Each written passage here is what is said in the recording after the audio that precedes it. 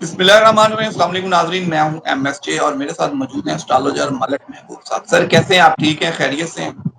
अल्लाह का करम है। आप सुनाएं कैसे हैं सर? सर अल्लाह का बड़ा करम। पाकिस्तान की सियासत के हालात तो आजकल गर्मा गर्म है। यूएसए की सियासत के हालात भी पाकिस्तान की तरह के हैं। जी बिल्कुल, जैसे-जैसे वक़्त गुज़रेगा, अक्टूबर नवंबर करीब आएगा तो यहाँ पे भी जो है सियासत बहुत गर्म हो जाएगी। लेकिन कंपैरेटिवली पाकिस्तान से तो कम ही है सर हालात। यहाँ पे तौर तरीकों से चलते हैं। इवन सियासत भी वो एक लिमिटेड वे में करते हैं या अपने महदूद तरीकों से करते हैं। ऐसा नहीं है कि मतलब अनप्रेडिक्टेबल सियासत होती है, प्रेडिक्टेबल सियासत होती है। मतलब पाकिस्तान की जो सियासत है वो अनप्रिडिक्टेबल है, कुछ पता नहीं चलता कि क्या होने वाला है। तो सर अभी एक अजलास बनाया गया है, कौमी और सेनेट का मुश्तरका अजलास। कहने को इसमें करारदाद ला रहे हैं, 2/3 अक्सरियत चाहिए करारदाद को मंजूर करने के लिए। मौलाना फजल रहमान के घर पे भी यात्रा इसीलिए हुई थी कि उनके वोट बड़े अहमियत के हामिल है। क्या लगता है कि जो करारदाद लाना चाह रहे हैं, जस्टिस मंसूर अली शाह को रोकना चाह रहे हैं, ला पाएंगे? सर अभी तो मुझे 1 हफ्ता ऐसा लगता है कि ये जब तक के सन की ये ट्रांजिट इस पर्टिकुलर नक्षत्र से मूव नहीं होगी ना तो काफ़ी हालात डिस्टर्ब रहेंगे ये 1 हफ्ता। डिस्टर्बेंस से मुराद ये है कि ये जिस तरह आपको हर 1 या 2 घंटे के बाद एक ब्रेकिंग न्यूज़ मिल जाती है, तो ये ब्रेकिंग न्यूज़ आपको मिलती रहेगी। लेकिन जो नेक्स्ट वीक है वो बड़ा आपका जो होगा ना डू एंड डाई वाला होगा। तो उस टाइम पे मैं इसका जो है सही से बता पाऊँगा। लेकिन अभी मुझे ऐसा लगता है कि ये लोग कहीं न कहीं कोशिश पूरी कर लेंगे कि इनके नंबर पूरे हो जाएँ। तो मुझे ऐसा लगता है कि मौलाना साहब तो जैसे मैंने आपको कहा था कि वो किसी के साथ भी अपने मफ़ाद के लिए मिल सकते हैं। तो वो मफ़ाद के लिए अगर इनका मफ़ाद होगा तो डेफ़िनेटली मिल जाएँगे। तो मुझे लगता है कि ये हुकूमत के साथ शामिल हो सकता है। सर वकीलों और जजेस से पंगा ले रहे हैं जो पंगा मुशर्रफ ने लिया था, लेकिन मुशर्रफ साहब भी वो संभल नहीं पाए थे पंगा लेके। क्या इस दफा भी हालात उसी तरफ जाते हुए नजर आ रहे हैं? जी, बिल्कुल, ये तो आप सर मैंने आपको कहा था कि कोई भी जजेस से पंगा लेगा, इवन कि एस्टेब्लिशमेंट भी अगर आगे आके जजेस से सामने खड़े हो जाएगी और उनके अगेंस्ट में जाएगी, तो उनके लिए बहुत भारी भारी हो जाएगा ये उनके लिए कि ये उनका एक बहुत बड़ा गलत फैसला होगा। तो हुकूमत तो ऑलरेडी समझा गलत पे गलत गलतियाँ ही करिए जा रहे हैं, गलत पे गलत क्या करना है, गलतियाँ कर रही है। तो दैट्स फाइन मतलब अगर ये कर भी रहे हैं और ये सोच रहे हैं कि ये इनकी करारदाद मंजूर हो जाएगी और ये मतलब किस तरह जो नए आने वाले जज हैं उनको रोक पाएंगे तो हो सकता है वो रोक पाए लेकिन वो जो एक तहरीक स्टार्ट करेंगे उसका रिएक्शन ही नहीं सोच रहा है वो रिएक्शन बहुत खतरनाक होगा। सर लीमा खान और बुशरा बीबी की एक लड़ाई दिखाई गई है। एक तरीके इंसाफ को कंट्रोल करना चाह रही हैं। शेन हैं उनके एक तरीके इंसाफ के शहीन साहब। उन्होंने कहा कि ऐसी कोई बात नहीं है कि दोनों बीबियों का कोई काम नहीं है सियासत से। पार्टी जिस तरह मामला चल रहे हैं उसी तरह चल रहे हैं। क्या आपको लगता है कि वाकई कोई काम नहीं है? सर बहुत कम है। मैंने आपको बहुत पहले इंडिकेट किया था कि इनके खान साहब के कोई बहुत करीबी रिश्तेदार हैं। अब वो करीबी रिश्तेदार में बहन, भाई, बीवी सब होते हैं। तो ये अब खुल के आपके सामने आ गई है कि इनकी इख्तलाफात की वजह से पार्टी जो है अब मैं ओपनली बोल रहा हूँ आपको कि डिवाइड हो रही है। तो डेफ़िनेटली ये एक जो है ना बहुत बड़ा इश्यू बन रहा है पार्टी में। और अगर ये चलता रहा आगे आने वाले टाइम में तो पार्टी बहुत गंदी तरीके से डैमेज हो जाएगी। सर पार्टी अगर डैमेज होती है, खान साहब जिस तरह हालात हैं, मखसूस नशिस्तों वाला था, आपने उस टाइम भी कहा था कि आपको लगता नहीं है कि मिलेंगी, नया कट्टा खुलेगा। बिल्कुल खामोशी छाई हुई है। कहीं कुछ मामला ऐसे लग रहा है कि तय पा चुके हैं और ये किसी मौके की तलाश में है। और जब वो मौका आएगा तब खान साहब बाहर आएंगे और बाकी मामला भी वाजे होंगे। सर खान साहब बाहर आना तो चाहिए। जो मैंने आपको कहा था कि अगस्त या मैक्सिमम सितंबर तक मुझे उम्मीद है कि इनकी जो है इन मामलात से रिहाई दिखती है। तो खान साहब बहुत जल्दी मुझे लगता है कि वो बाहर आने वाले हैं। तो ये सीटों का मामला हो या पार्टी का मामला हो तो अब तो वो ही हैंडल कर सकता है क्योंकि इसके अलावा मुझे नहीं लगता। मियां मोहम्मद नवाज शरीफ साहब कल परसों मरी की सड़कों पे घूमते रहे हैं, लोगों को हाथ हिलाते रहे हैं। मुल्क की सियासत में या किसी बड़े टीवी चैनल को इंटरव्यू, खान साहब जेल में बैठे हुए बाहर के टीवी चैनल को इंटरव्यू दे रहे हैं।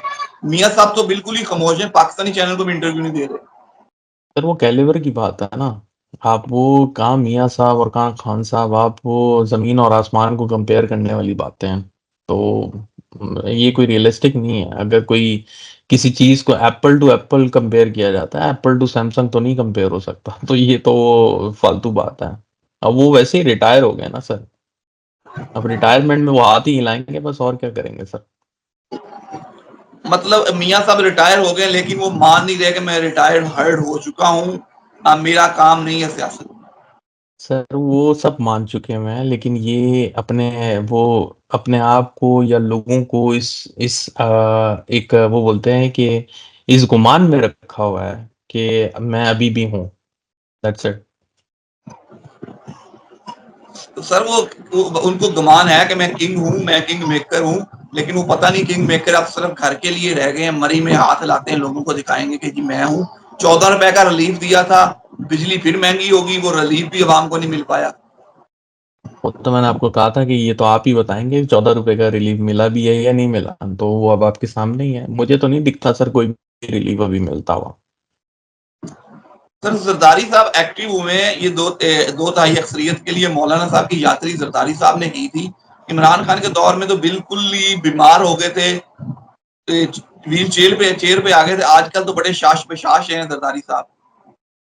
वो सर मैंने आपको कहा था कि अगर आपको याद होगा कि वो बहुत टाइम पे बहुत जो है ना, एक ऐसे टाइम पे अपने पत्ते खेलेंगे जब उनको लगेगा कि ये टाइम है मेरी पार्टी में या एक गेम ओपन करने का। तो मुझे लगता है कि उन्होंने इसीलिए वो पत्ता फेंका है। और बहुत मैंने कहा है जैसे कि वो पॉलिटिक्स के बहुत मंजे हुए खिलाड़ी हैं। तो उन्होंने पॉलिटिक्स ही की है एक तरह से। सर अगर बांग्लादेश की बात करूं आपसे, इंडिया ने अपने जो डैम थे उनका रुख खोल दिया। अब तकरीबन 70% बांग्लादेश है जो सैलाब में डूब गया है। तो किस तरह देखते हैं इंडिया और बांग्लादेश के रिलेशन को? सर रिलेशन तो इनके अच्छे नहीं होंगे डेफिनेटली। कि आने वाले वक्त में शायद मैंने आपको कहा था कि जो इंडिया की फॉरेन पॉलिसी होंगी वो इस काबिल नहीं होंगी, या वो इस तरह की होंगी कि वो नेबरिंग कंट्री के साथ उलझेगा बहुत ज़्यादा। अभी बांग्लादेश, अभी चाइना भी आएगा, आपको दिखेगा 1-2 महीने में इनके इख्तलाफात चाइना से भी शुरू हो जाएंगे। तो इनकी जो पॉलिसी है, मुझे ऐसी पॉलिसी दिख नहीं रही है कि ये पॉलिसी जो है ऐसी पॉलिसी लेकर आए या मतलब कोई फ्रेंडशिप का हाथ आगे बढ़ाए। मुझे नहीं दिखता ये एक वो बोलते हैं कि ना, अगेंस्ट पॉलिसी ऐसी होती है कि जो हर ममालिक के साथ आप एक नया कट्टा खोल रहे हैं। सर वो लगता नहीं है इंडिया इस इलाके का अपने आप को चौधरी समझता है, जो छोटे छोटे कंट्री है वो उन पे अपनी चुदराहट कायम करना चाहता है? सर वो चौधरी बने हुए हैं ना सर। वो आप देखें, उनकी जीडीपी देखें और उनके हालात देखें, कंपैरेटिवली इस जोन में सबसे ज्यादा इंडिया स्ट्रांग है। और उसका रीजन भी ये है क्योंकि उन्होंने अपनी जीडीपी और पॉलिटिक्स और इन जितने भी मामला आते हैं उनको तौर तरीकों से चलाया है। अनलेस के जो हमारे पाकिस्तान में है, जिस तरह से एक इंटरनेट की मिसाल ले लें, हम लोग स्ट्रगल कर रहे होते हैं एक दूसरे कम्युनिकेट करने के लिए। तो उधर ऐसी रिस्ट्रिक्शन नहीं है, मतलब जो है ओपनली है, जो है चल रहा है।